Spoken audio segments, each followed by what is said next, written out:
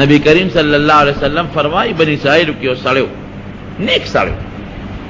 او بل یو سړی ډېر زیات ګناهګار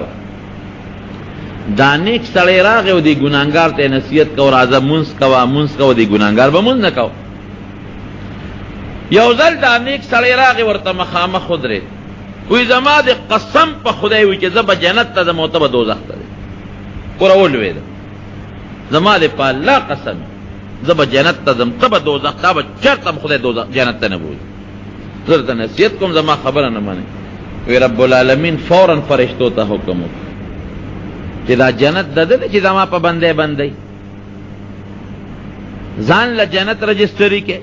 دا ستارې او دا دوزخ ستارې چې زما بندلی ورکې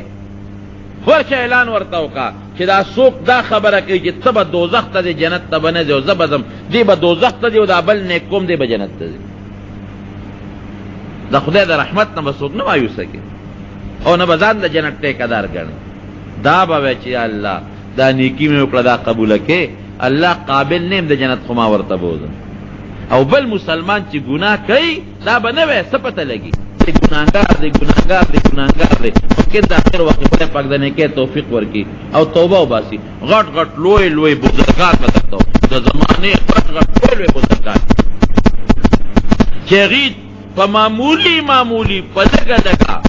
په ډېره وړه نیکۍ باندې رب العالمین کم دی ته رسولی دی جنید بغدادي رحمت الله علیه څونه لوی بزرګ دی داسې بزرګ دی چې زمونږ د اولیاء او د بزرګانو په صف کې نوم دی دی پهلواني به کوله او کبډي به کوله دا دو کبډ مات په کبډي ورشي او پر دې بل نام وګړي تو غټ پهلوان او د بادشاہ په دربار کې به کبډي کوله یو ځل د کبډي مقابله ده لوی پهلوانان میدان ته راغلي دي او بادشاہ ناست وزیران ورسره ناست دي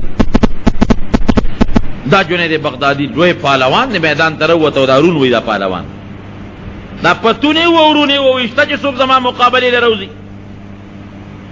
ځکه دا داسې پهلوانو چې د بار یو سړی را پرځو په دغه علاقه کې د په ټول عراق او بغداد علاقه کې د مقابلې پهلوان بل نو یو رپورټ یې لیکته چانجې پانجې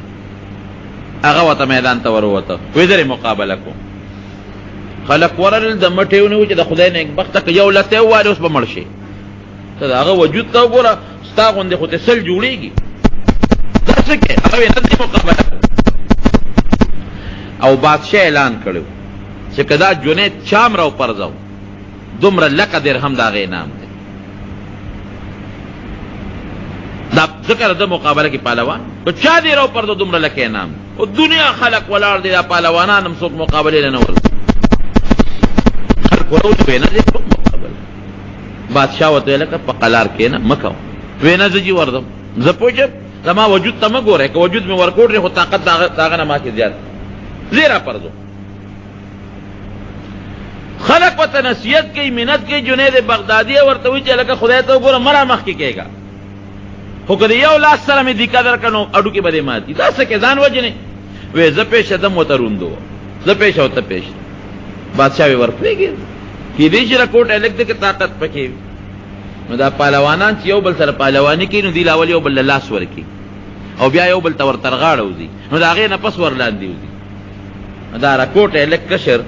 چې د جنید ته سنګ ورنږدې شو لاس یې ورکړ هغه د لاس کې کمزور ورکړ او بیا ورنږدې شو نو د هلک ورته وایي دا رکوټ یو خبره ته غوږ کې کوم چې څوک پې نه شي وایي وایه اوس ګاړۍ په منځ کې ولاړ دی وایي زه پهلوان نه یم خو زه ګورې د نبي علیه السلام نوسې یم سید یم سید ډېر غریب یم ډېر فقیر یم د انعام ګټل غواړم که ځان دې راته راوغورځو زما د نیکه لحاظ بکې زما د نیکه لحاظ بکې ځکه د پیغمبر علیه السلام نوسې یم ډېرې پیسې دې ګټلې دي نه نه بیله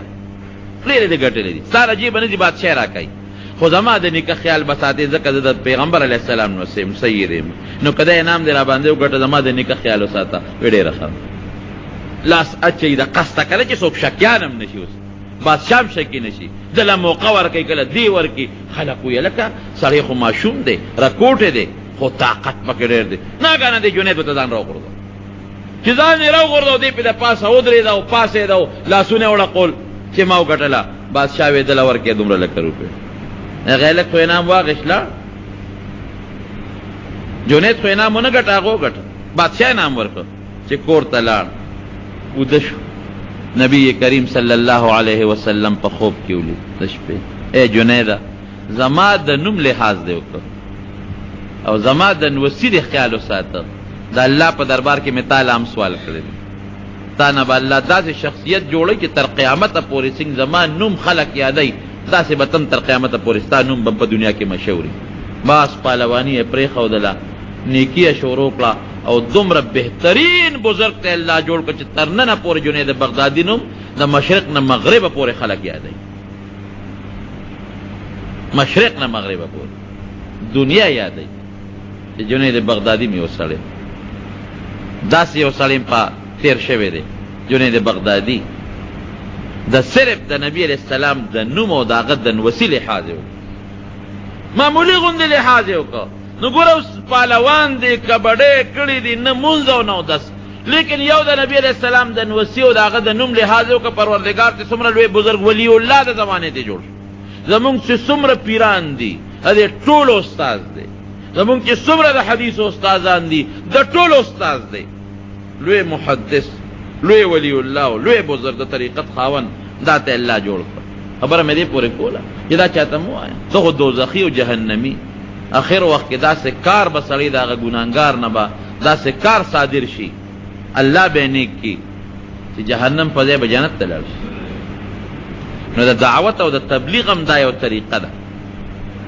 یو څه د دعوت کې تبلیغ ورته کې د هغې خپل اصول خپله طریقه ده دا به نه وی اوهو ته خو ګناهګار یې ته خو دوزخي مونځ نه کې دوزخ ته به دی زه به جنت ته ځم نه په داسې طریقه تبلیغ او دعوت وکړه لکه څنګه چې بازي د بستامي رحمت الله علیه دعوت او تبلیغ هر چا سره ښه خوی چلوه ښکلی اخلاق چلوه ګوره نبی علیہ السلام مبارک فرمایي چې یو سړی په لاره تېرېږي او یو ډلې له ورغی نو یې دې سلام واچوي خو ودرېږي غږ دې نه کوي دې چې دعوت ورکوي چې مونږ له راځه د نیکۍ خبره ورته کوي غږ به نه کوي چې هغوی خپلې خبرې خلاصې کړي او دله تپوس وکړي چې وروره څه له راغلې هله خبره شروع کړه ورې اسې نه چې هغوی په خپلو خبرو کې مشغولي په هغوی خپلې خبرې قطع نه کوي هغوی د خپلو خبرو نه ونه باسي دومره ښکلی اخلاق ودرېږه ورته نو ښه خوی بهترین شی